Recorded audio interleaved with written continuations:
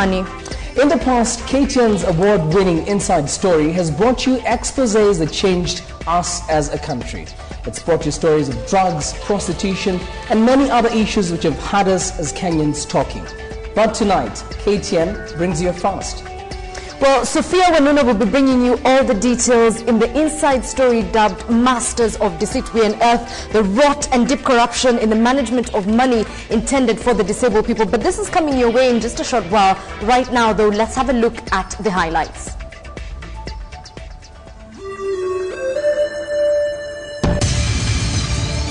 We will not allow any space for outlawed groups, government says.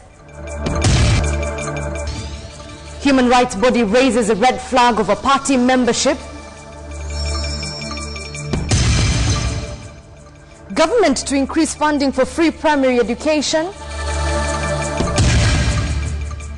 And still on KTN, we unearth rot and deep corruption in management of money for the disabled.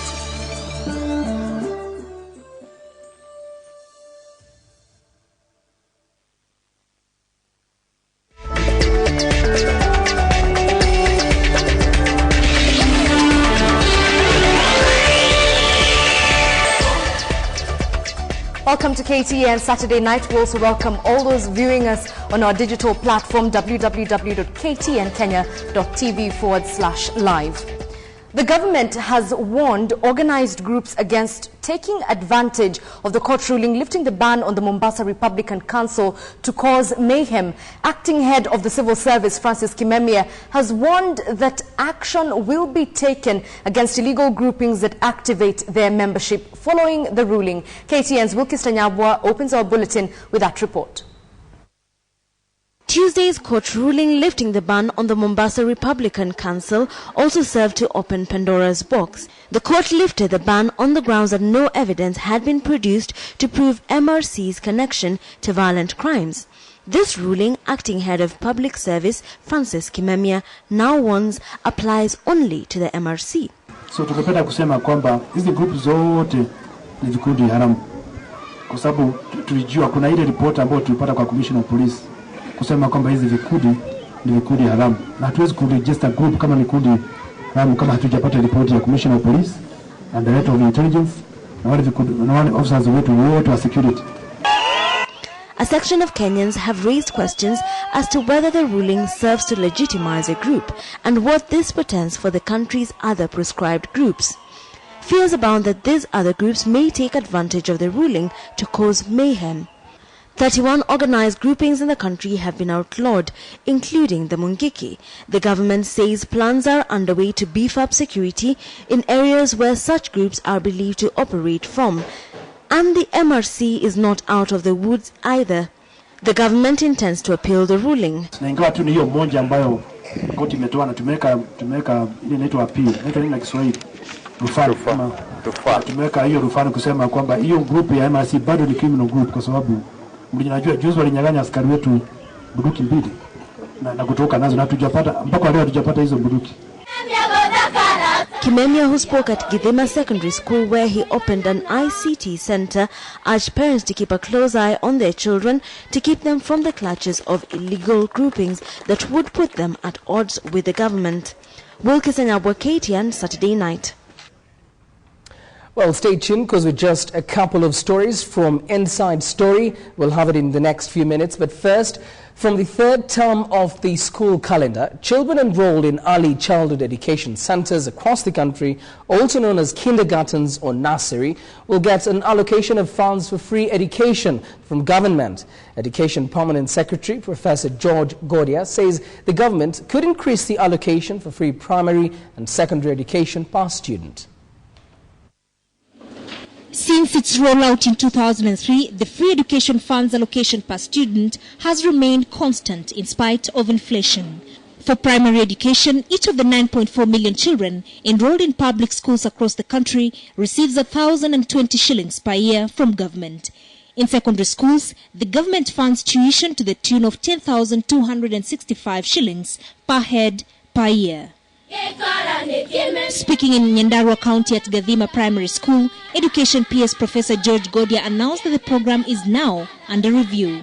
We have agreed with the Treasury We are now working with UNICEF to ensure that we do a comprehensive study that will inform us on the capitation and the methods of disbursement of the entire fund. In the same breath, the PS announced that nursery school children would soon benefit from the free education funds. Beginning this year, maybe in the month's time, each child now will receive some capitation at the ECD level. The move follows the mainstreaming of early childhood education by the ministry. The government set aside funds to employ ECD teachers in the 2012-2013 budget. Anso Mwendia, KTN Saturday Night. Justice Minister Eugene Wamalwa should immediately restart the process of appointing an independent registrar of political parties to ensure free and fair elections.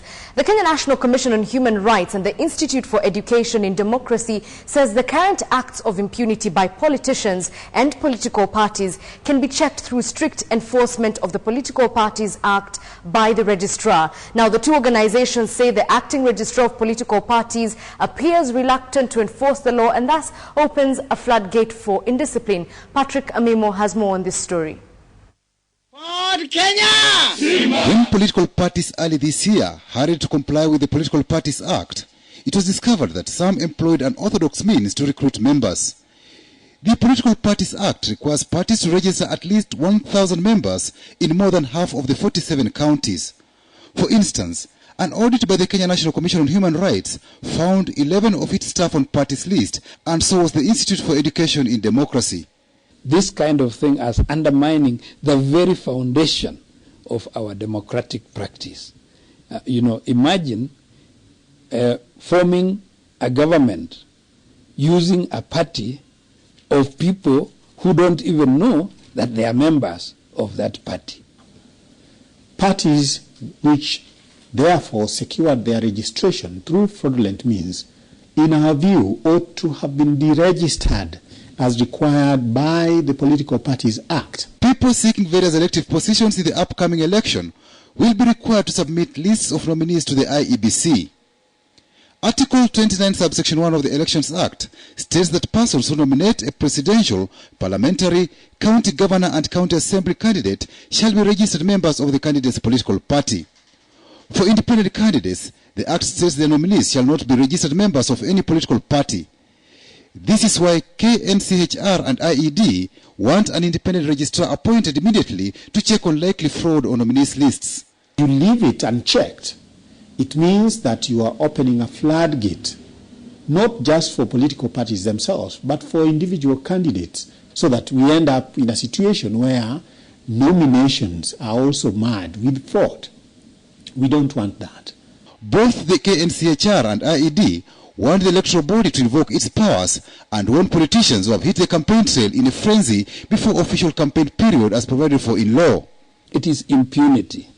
And we at the Commission would really love to see cessation of these campaigns until the right time. Premature campaigns also has the ability to undermine the legitimacy and credibility and integrity of the elections. Patrick Amimo, KTN Saturday Night. Two more stories and we get you to Inside Story. Bit of politics first. Former President Daniel Arap Moi has asked politicians to desist from dividing Kenyans on tribal lines. Speaking in Mogotio, the former president said politicians must lead the way in preaching peace. Zipporah Karani has the details from Nakuru. Speaking when he presented a bus to Mogotio High School, President Moi urged leaders to shun tribalism. And Kenya is moving. Move on. And what we want is to build one Kenya, one united Kenya, not based on tribalism. Tribalism will not help at all.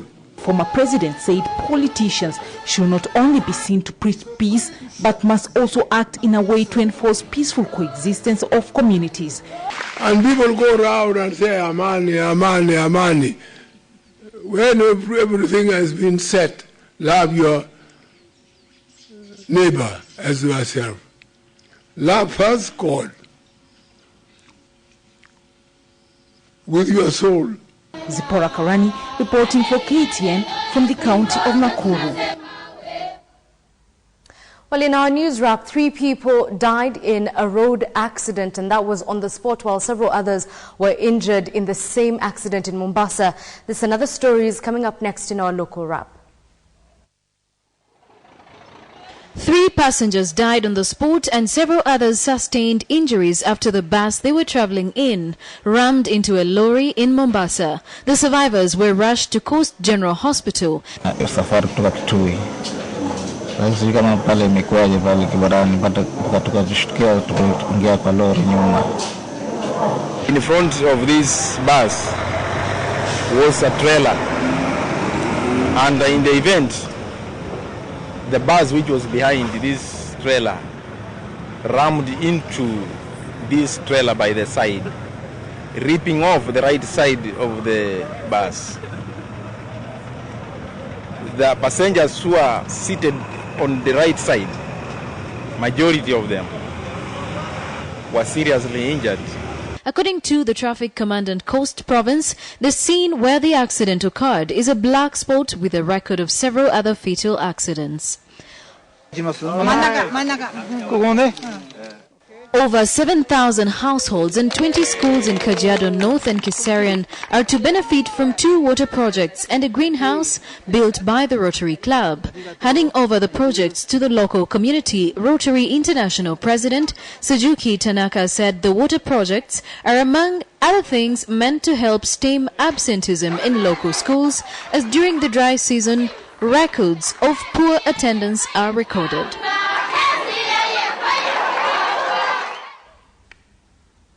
Well, some of the images you're just about to watch may remain etched in your mind for the rest of your life.